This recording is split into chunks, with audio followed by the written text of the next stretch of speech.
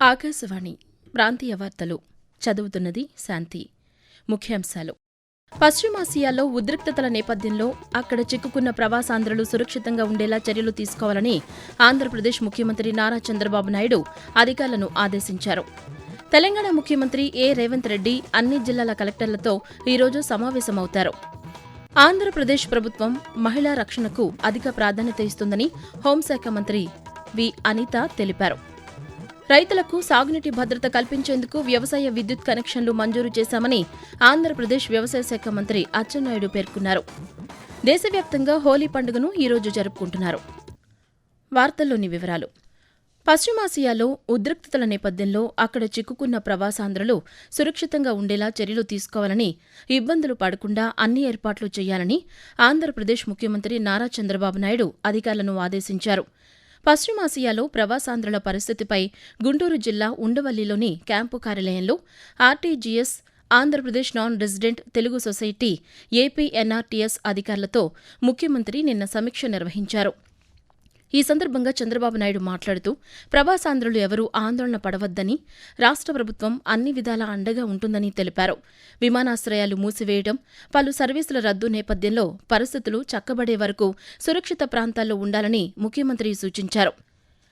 తెలంగాణ ముఖ్యమంత్రి రేవంత్ రెడ్డి అన్ని జిల్లాల కలెక్టర్లతో ఈరోజు సమావేశమవుతారు. హైదరాబాద్లో నిర్వహించే ఈ సమావేశంలో ప్రజాపాలన, ప్రగతి ప్రణాళిక కార్యక్రమాలపై ముఖ్యమంత్రి దిశానిర్దేశం చేయనున్నారు. ఈ సదస్సును 2 విడతల్లో నిర్వహిస్తారు. ఉదయం రాష్ట్ర ప్రభుత్వ ప్రధాన కార్యదర్శి జిల్లాల వారీగా జరగనున్న జనగణన ప్రక్రియపై కలెక్టర్లకు అవగాహన కల్పిస్తారు. మధ్యాహ్నం తిరిగి ప్రారంభమయ్యే సమావేశంలో ముఖ్యమంత్రి సహా మంత్రులు, అన్ని శాఖల కార్యదర్శులు హాజరవుతారు. రాష్ట్ర ప్రభుత్వం చేపట్టిన 99 రోజుల కార్యాచరణ ప్రణాళికపై కలెక్టర్లకు సమగ్ర అవగాహన కల్పించనున్నారు. గ్రామస్థాయిలో పరిపాలన బలోపేతం, అభివృద్ధి కార్యక్రమాలను వేగవంతం చేయడం ద్వారా ప్రజలకు సమర్థ సేవలందించడంపై కలెక్టర్లకు ముఖ్యమంత్రి దిశానిర్దేశం చేయనున్నారు. ఆంధ్రప్రదేశ్లోని గుంటూరు నగరాభివృద్ధికి చర్యలు తీసుకుంటున్నామని కేంద్ర గ్రామీణాభివృద్ధి శాఖ సహాయ శాఖ మంత్రి పెమ్మసాని చంద్రశేఖర్ తెలిపారు. గుంటూరు నగరపాలక సంస్థ అధికారులతో కేంద్ర మంత్రి నిన్న సమీక్ష నిర్వహించారు. ఈ సందర్భంగా ఆయన 400 కోట్ల రూపాయలతో రహదారులు, డ్రైన్లు, కాలువల అభివృద్ధి చేస్తున్నామన్నారు. 2027 నాటికి నగరంలోని శంకర్ విలాస్ వంతెన పూర్తి చేసేందుకు చర్యలు తీసుకుంటున్నామని కేంద్ర మంత్రి వివరిస్తూ, 20 నెలల్లో గుంటూరు ప్రాంతంలో 400 కోట్ల రూపాయలు విలువ చేసే వర్క్స్ జరిగినాయి. రోడ్స్ కానీ, డ్రైన్స్ కానీ, రకరకాలవి, అంటే మేజర్ బ్రిడ్జెస్ అవి కాకుండా ఇంకా చాలా వర్క్స్ కి టెండర్స్ అవన్నీ కూడా పిలుచున్నారు. దీంట్లో ఒక స్పష్టమైనటువంటి పెండింగ్ ఏవైతే ఉన్నాయో అవన్నీ క్లియర్ చేసుకుంటూ వస్తాం. అంటే ఇప్పుడు డెడ్ లైన్స్ తీసుకుంటే శంకర్ విలాస్ 2027 జూలై 27 కల్లా కంప్లీట్ చేయాలి. ఇన్నర్ రింగ్ రోడ్ ఫేజ్ 3 వచ్చేటప్పటికి డిసెంబర్ 2026, అంటే ఈ రెండుకి ఇవ్వాలనేది. నందివేలుగు ఆర్ఓబి దగ్గర ఒక కల్వర్ట్, అదొక 3 months లో, అది కూడా టెండర్ ఫైనలైజ్ అయిపోయింది, కంప్లీట్ చేయటం. రైతులకు సాగునీటి భద్రత కల్పించేందుకు వ్యవసాయ విద్యుత్ కనెక్షన్ల మంజూరుకు ఆంధ్రప్రదేశ్ ప్రభుత్వం ఆమోదం తెలిపిందని వ్యవసాయ శాఖ మంత్రి అచ్చెన్నాయుడు ఒక ప్రకటనలో తెలిపారు. రాష్ట్ర వ్యాప్తంగా వివిధ జిల్లాల్లో మొత్తం 46,113 వ్యవసాయ విద్యుత్ కనెక్షన్లను దశలవారీగా మంజూరు చేయాలని ప్రభుత్వం నిర్ణయించిందని చెప్పారు. ఇందులో మధ్య ప్రాంత విద్యుత్ పంపిణీ సంస్థ పరిధిలో 6,593, దక్షిణ ప్రాంత పరిధిలో 11,926, తూర్పు ప్రాంత పరిధిలో 27,594 కనెక్షన్లు ఉన్నాయని వెల్లడించారు. రైతుల సంక్షేమం కోసం అవసరమైన మౌలిక వసతులు, విద్యుత్ సరఫరా, సాగునీటి వనరులను మెరుగుపరచడంలో ప్రభుత్వం అంకితభావంతో పనిచేస్తుందని మంత్రి అచ్చెన్నాయుడు స్పష్టం చేశారు. ఆంధ్రప్రదేశ్ ప్రభుత్వం మహిళల రక్షణకు అధిక ప్రాధాన్యత ఇస్తుందని హోంశాఖ మంత్రి అనిత తెలిపారు. మహిళా భద్రత వారోత్సవాల్లో భాగంగా విజయవాడలో నిర్వహించిన ర్యాలీలో మంత్రి నిన్న పాల్గొన్నారు. అనంతరం ఆమె మాట్లాడుతూ, రాష్ట్రంలో మహిళలపై నేరాలు 4.4% తగ్గాయని చెప్పారు. మహిళా సాధికారత దేశాభివృద్ధికి కీలకమని మంత్రి పేర్కొంటూ, ఈరోజు ఉమెన్ వింగ్ కి కూడా ప్రత్యేకంగా ఒక 10 కోట్ల రూపాయలు కూడా ఏర్పాటు చేసి, ఈ women and child safety wing కి కూడా ప్రత్యేకంగా ఫండ్ కూడా ఏర్పాటు చేసి ఇచ్చే పరిస్థితి కూడా కనిపించింది. శక్తి టీమ్స్ సుమారుగా 164 శక్తి టీమ్స్ పనిచేస్తున్నాయి. 112కి కనుక ఎవరైనా మీరు కాల్ చేస్తే, రూరల్ లో అయితే 15 minutes, అదేవిధంగా అర్బన్ లో అయితే 8 to 10 minutes లోపులే ఆ 112కి సంబంధించిన శక్తి టీమ్స్ కూడా మీ దగ్గర ఉండే పరిస్థితి కనిపిస్తా ఉంది. శక్తి యాప్ అన్నది ఏదో ఆడపిల్లలకి, కాలేజ్కి వెళ్లే పిల్లలకి, ఉద్యోగం చేసే పిల్లలకి కాదు, గృహిణులు కూడా ఈ శక్తి యాప్ని డౌన్లోడ్ చేసుకోండి. ఆకాశవాణి ప్రాంతీయ వార్తలు వింటున్నారు. దేశవ్యాప్తంగా హోలీ పండుగను ఈరోజు జరుపుకుంటున్నారు. దీనిని రంగుల పండుగగా పిలుస్తారు. ఎటువంటి భేదభావాలు లేకుండా ఒకరిపై ఒకరు రంగులు చల్లుకుంటూ ఆనందోత్సాహాలతో ఈ పండుగలో పాల్గొంటారు. హోలీ పండుగకు పురాణాల్లో ప్రాముఖ్యత ఉంది. ప్రతి ఏడాది ఫాల్గుణ మాసంలో పౌర్ణమి రోజున హోలీ జరుపుకుంటారు. హోలీ పండుగ సందర్భంగా ఆంధ్రప్రదేశ్ గవర్నర్ ఎస్ అబ్దుల్ నజీర్, ముఖ్యమంత్రి నారా చంద్రబాబు నాయుడు, తెలంగాణ గవర్నర్ జిష్ణుదేవ్ వర్మ, ముఖ్యమంత్రి ఏ రేవంత్ రెడ్డి తెలుగు రాష్ట్రాల ప్రజలకు శుభాకాంక్షలు తెలిపారు. హోలీ పండుగ ప్రజలలో సోదరభావం, సద్భావనను బలోపేతం చేస్తూ సమాజంలో శాంతి శ్రేయస్సును పెంపొందించే ఉత్సాహభరితమైన పండుగ అని తెలిపారు. హోలీ పండుగ స్ఫూర్తి అన్ని అడ్డంకులను అధిగమించి సామాజిక నిర్మాణాన్ని బలోపేతం చేస్తుందని పేర్కొన్నారు. ఆంధ్రప్రదేశ్లోని కాకినాడ జిల్లా వేట్లపాలెం బాణాసంచా విస్ఫోటనలో గాయపడిన వారికి చికిత్స కొనసాగుతోందని కాకినాడ ప్రభుత్వ ఆసుపత్రి సూపరింటెండెంట్ లావణ్యకుమారి తెలిపారు. కాకినాడలో నిన్న ఆమె మాట్లాడుతూ క్షతగాత్రులకు నిపుణులైన వైద్యుల పర్యవేక్షణలో చికిత్స అందిస్తున్నామన్నారు.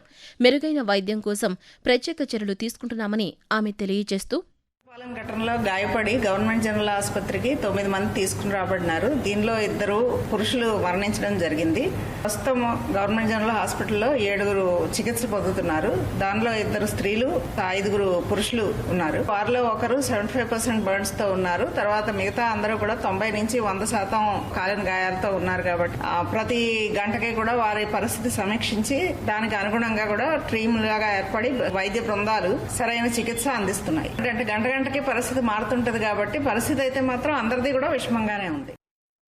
నూతన క్రీడా విధానం ద్వారా క్రీడలకు ప్రాధాన్యమిస్తూ తెలంగాణను ఆటల్లో అగ్రగామిగా నిలిపేందుకు కృషి చేస్తున్నామని క్రీడాశాఖ మంత్రి వాకిటి శ్రీహరి తెలిపారు. 2026-27 బడ్జెట్లో క్రీడాకారులకు ఆర్థిక సహాయం, ఇతర వసతులపై హైదరాబాద్లోని రాష్ట్ర సచివాలయంలో సంబంధిత అధికారులతో మంత్రి నిన్న సమీక్షా సమావేశం నిర్వహించారు. ఈ సందర్భంగా శ్రీహరి మాట్లాడుతూ ప్రభుత్వ ప్రోత్సాహంతోనే విద్యార్థి, యువత క్రీడల్లో రాణిస్తారని తెలిపారు. ఒలింపిక్, పారా ఒలింపిక్, అంతర్జాతీయ, జాతీయ క్రీడల పోటీల్లో పతకాలు సాధించిన వారికి ఆర్థిక సహాయం అందించేలా బడ్జెట్లో కేటాయింపులు ఉండేలా ప్రతిపాదనలు పంపాలని అధికారులను ఆదేశించారు. చంద్రగ్రహణం కారణంగా ఆంధ్రప్రదేశ్, తెలంగాణ రాష్ట్రాల్లోని ప్రముఖ ఆలయాలను ఈరోజు మూసివేయనున్నారు. ఆంధ్రప్రదేశ్లోని తిరుమల శ్రీ వెంకటేశ్వర స్వామి ఆలయాన్ని ఉదయం 9:30 నుంచి రాత్రి 7:30 గంటల వరకు మూసివేయనున్నారు. గ్రహణం నేపథ్యంలో అన్ని రకాల దర్శనాలు, ఆర్జిత సేవలను టీటీడీ రద్దు చేసింది. గ్రహణం తరువాత సంప్రోక్షణతో ఆలయాన్ని శుద్ధి చేసి భక్తులను సర్వదర్శనానికి అనుమతించనున్నారు.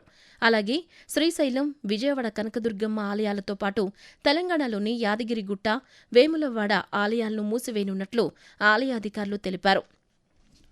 ఆంధ్రప్రదేశ్లోని తూర్పుగోదావరి జిల్లా రాజమహేంద్రవరం కల్తీపాల ఘటనలో ఆసుపత్రిలో చికిత్స పొందుతున్న బాధితులను పర్యాటక శాఖ మంత్రి కందుల దుర్గేష్ నిన్న పరామర్శించారు. బాధితులను వ్యక్తిగతంగా కలిసి వారి ఆరోగ్య పరిస్థితిని అడిగి తెలుసుకున్నారు. వారికి అందుతున్న చికిత్సపై వైద్యులతో చర్చించారు. అనంతరం కందుల దుర్గేష్ మాట్లాడుతూ బాధితులెవరూ అధైర్యపడవద్దని, ప్రభుత్వం అండగా ఉంటుందని హామీ ఇచ్చారు. మెరుగైన వైద్యం అందేలా ప్రభుత్వం అన్ని చర్యలు తీసుకుంటుందని స్పష్టం చేశారు. కోలుకుంటున్న బాధితులు వైద్యుల సూచనల్ని తప్పకుండా పాటించాలని, ఆరోగ్యం పట్ల అప్రమత్తంగా ఉండాలని సూచించారు. వాతావరణం. ఆంధ్రప్రదేశ్, తెలంగాణ రాష్ట్రాల్లో ఎండల తీవ్రత పెరిగింది. ఆంధ్రప్రదేశ్లోని రాయలసీమ, ఉత్తరాంధ్ర జిల్లాలో సాధారణం కంటే అధిక ఉష్ణోగ్రతలు నమోదయ్యే అవకాశం ఉందని అమరావతి వాతావరణ శాఖ తెలిపింది. కర్నూలులో అత్యధికంగా గరిష్ట ఉష్ణోగ్రత 38 డిగ్రీలుగా నమోదైంది. తెలంగాణలోనూ ఉష్ణోగ్రతలు క్రమేపీ పెరుగుతున్నాయని హైదరాబాద్ వాతావరణ కేంద్రం తెలిపింది. భద్రాద్రి కొత్తగూడెం జిల్లా దుమ్ముగూడెంలో అత్యధికంగా గరిష్ట ఉష్ణోగ్రత 36.6 డిగ్రీలుగా నమోదైంది. ప్రాంతీయ వార్తలు ముగించే ముందు ముఖ్యాంశాలు మరోసారి. పశ్చిమాసియాలో ఉద్రిక్తతల నేపథ్యంలో అక్కడ చిక్కుకున్న ప్రవాసాంధ్రులు సురక్షితంగా ఉండేలా చర్యలు తీసుకోవాలని ఆంధ్రప్రదేశ్ ముఖ్యమంత్రి నారా చంద్రబాబు నాయుడు అధికారులను ఆదేశించారు. తెలంగాణ ముఖ్యమంత్రి ఏ రేవంత్ రెడ్డి అన్ని జిల్లాల కలెక్టర్లతో ఈరోజు సమావేశమవుతారు. ఆంధ్రప్రదేశ్ ప్రభుత్వం మహిళా రక్షణకు అధిక ప్రాధాన్యత ఇస్తుందని హోంశాఖ మంత్రి వి. అనిత తెలిపారు. ఆకాశవాణి ప్రాంతీయ వార్తలు ఇంతటితో సమాప్తం.